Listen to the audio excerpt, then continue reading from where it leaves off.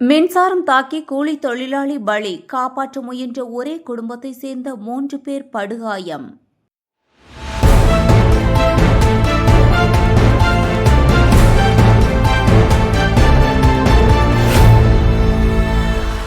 திருவள்ளூர் மாவட்டம் கும்மிடிப்பூண்டி கோரிமேட்டில் மழையின் போது துணி எடுக்க சென்ற பெண் மீது மின்சாரம் பாய்ந்தது.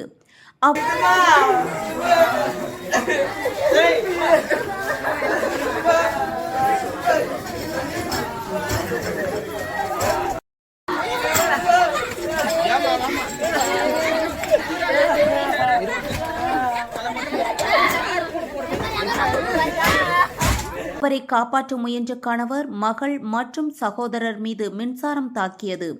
இதில் கூலி தொழிலாளி நாகராஜ் உயிரிழந்தார்.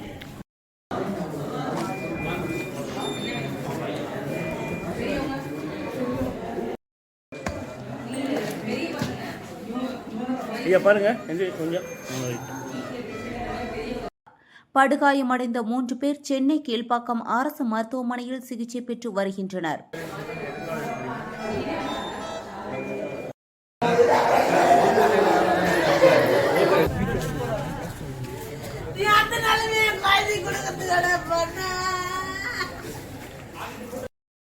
போலீசார் விசாரணை நடத்தி வருகின்றனர். செய்தியாளர் கார்த்திக்.